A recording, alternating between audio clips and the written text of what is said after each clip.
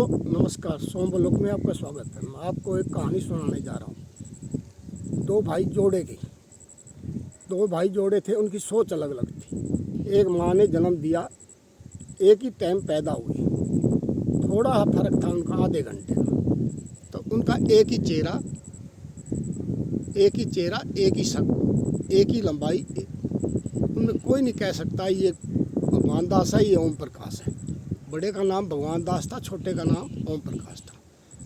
उनकी सोच अलग थी, विचार अलग थे। जैसे जैसे बड़े होते गए, एक ही स्कूल में पढ़े और एक ही कॉलेज में पढ़े। जब कल कॉलेज में पढ़ के बड़े हो गए, उनकी शादियां हो गई। जब वो परिवार वाले हुए, जो भगवान दास था, जो भी उसके घर पे आता वो सबको मदद करता था। भिक्षा लेने वाले आता तो उसको भिक्षा देते थे। तो जिसको दूध की ज़रूरत पड़ती थी उनको दूध देते थे। जिसको थोड़े बहुत पैसे मजबूरी हो, उसको जैसे किसी को मजबूरी पड़ जाती है उसको पैसे की मदद करते थे।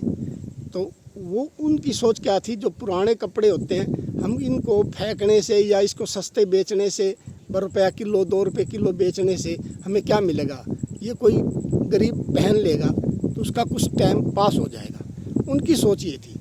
जो ओम प्रकाश की सोच थी, पर किसी को कुछ नहीं देना। उसके घर जो भी भिक्षा लेने आता, जैसे कोई 40 साल का भिक्षा लेने आ गया तो उसको कह देता, क्या इतना हट्टा कट्टा जवान है तू काम नहीं कर सकता, भिक्षा मांग रहा है। उसको ऐसे धमका के बजा देता। और कोई छोटा बच्चा आता, मजबूरी में भूख लगी होती, तो उसको कहता तेरे माँ बाप नहीं है, जा उनके पास जा, उनको कह रोटी खिलाए। हमने तुम्हारा ठेका ले रखा, पैदा उन्होंने किया, खिलाए हम। तो वो भी उसको ऐसे बोल देते। कोई एक बूढ़ा बाड़ा चला जाता, जो जैसे 60-70 साल का बूढ़ा साधु महात्मा बूढ़ा आदमी, तो जैसे 60 साल का नहीं कमा सकता, उसको मजबूरी होती है, तो वो मांगने चला जाता। तेरे बच्चे नहीं हैं, इतने बच्चे तूने जवान किए हैं, उसको खिलाया है, पढ़ाया है, और उनको बोल हम मेरी सेवा पानी करें। हमने तेरा ठेका ले रखा, जब पैदा तुमने अपनी कमाई तो उसको अपने बच्चों को खिलाई है, अब वही तेरे को खिलाएंगे। उनको ऐसे बोल देता। और कोई साधु महात्मा आते तो उनको ये बोल देता, उसकी धर्मपत्नी बोल देती, महात्मा जी मैं थोड़ा काम कर रही हूँ, थोड़ी देर में आना। उसको ऐसे भगा देते थे। कुत्ता आ जाता, उसको डंडा मार देते थे। बिल्ली आती, उसको डंडा मार देते थे। तो ऐसे भी कोई भी जीव, इंसान, जीव, पक्षी आते, उसको डंडा मार देते थे। वो किसी की भी मदद नहीं करते थे और किसी को कुछ नहीं देते थे। ऐसे चलते चलते बहुत दिन हो गए, तो उसके लड़के की जो शादी होगी, उसकी धर्मपत्नी आ गई। तो उसकी धर्मपत्नी आ गई तो उसने, एक साधु महात्मा आया तो उसको भिक्षा डालना। तो जो ओम प्रकाश, उसकी पत्नी घर में नहीं थी, तो उसको भिक्षा डालने गई। उसने भिक्षा मांगी जैसे, तो वो कहते हैं बेटी मैं आटा नहीं लूँगा, मेरे को रोटी दे दो, मेरे को भूख लगी हुई है। तो उसने रोटी बना रखी थी अपनी सासू और ससुरे की, 5 रोटियां। भाई मेरी सासू 2 खाती है, मेरा ससुरा 3 खाता है। तो उनकी 5 रोटियां बना के रखी हुई थी। तो बोलती है मेरा सासू ससुरा इतने आएंगे, उनके लिए मैं फिर बना दूँगी, क्यों ना मैं इस साधु महात्मा को, इसको भूख लगी है, मैं खिला दूँ। उसने रोटी थाली में डाल के उसको रोटी डाल दी और सब्जी दे दी और पानी साथ दे दिया, लो महात्मा जी रोटी खा लो। वो रोटी खाने बैठ गया।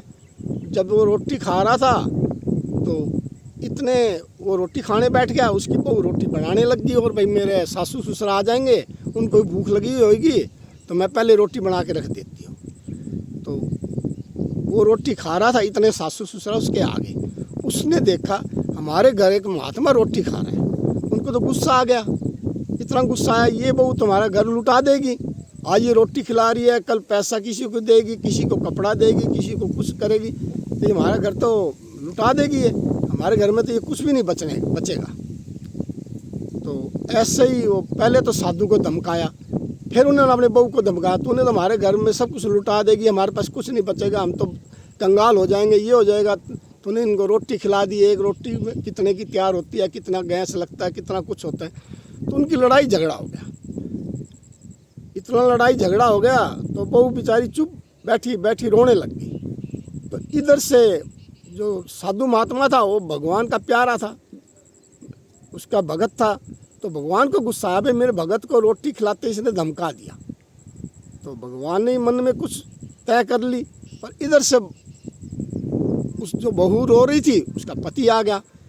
पति आ गया तो उन्होंने रोटी जो उसके ससुर सासू की बना रखी उन्होंने नहीं खाई, उसने फेंक के मारी। ये रोटी भी किसी को खिला दो, हम नहीं खाते, तो तुम्हारा घर लुटाने को आई है।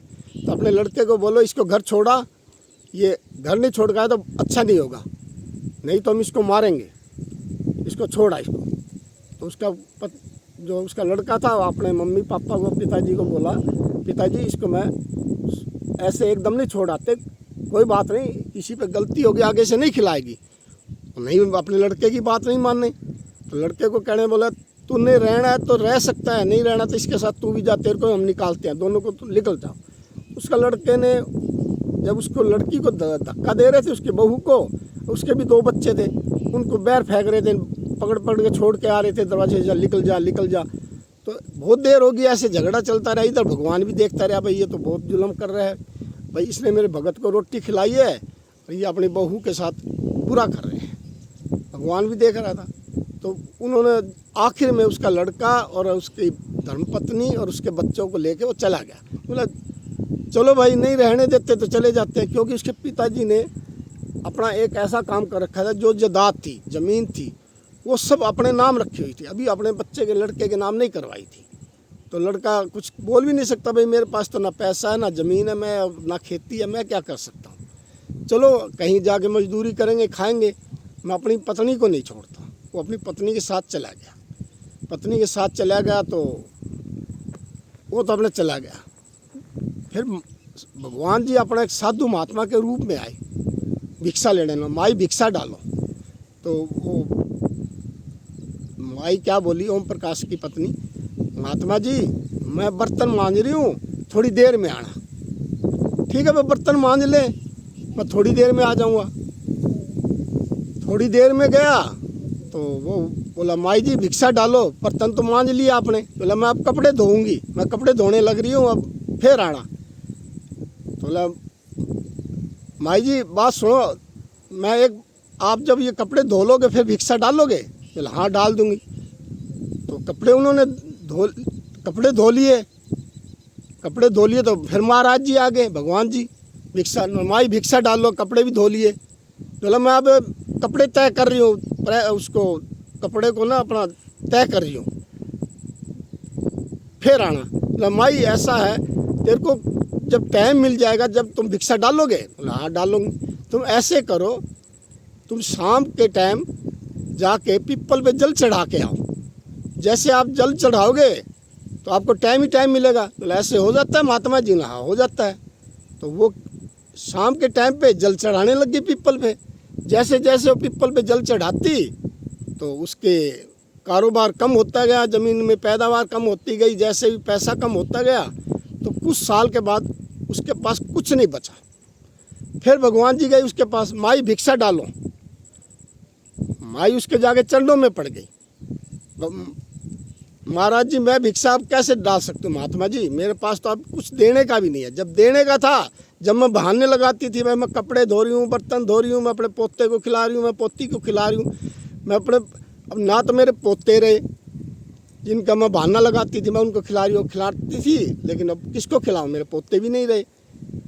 और कहती थी कपड़े धो रही हूँ, आज मेरे पास कपड़े पहनने के नहीं लिया, मैं धोऊंगी कहाँ से। और बर्तन मांज रही हूँ, अब हमारे पास खाने का नहीं है, झूठे बर्तन नहीं है, मैं मांजूंगी क्या। अब मेरे पास कुछ नहीं है, महात्मा जी कुछ करो, जैसे हमारे जेठ भगवान दास हैं ऐसा ही हमें बना दो। मैं अब लोगों को जो भी आएगा उसकी मदद करूँगी, भिक्षा भी डालूँगी और किसी को नाराज़ करके नहीं भेजूँगी। तो महाराज जी हमें माफ़ करो। तो महाराज ने कहा भिक्षा डालने से पहले अपने तुमने घर से तो लक्ष्मी भगा दी थी, ये जो तुम्हारे घर आई हुई थी ये तुम्हारी लक्ष्मी थी, तूने उसको भगाया था, उसके बाद तूने माफ़ी मांग रहे हो। पहले तो अपनी धर्मपत्नी अपने बेटे की बहू को लाओ और बेटे को लाओ, तुम्हारे घर फिर लक्ष्मी आ जाएगी। दोस्तों आपको इससे क्या सीख मिलती है, सोमबलोक को फॉलो करो।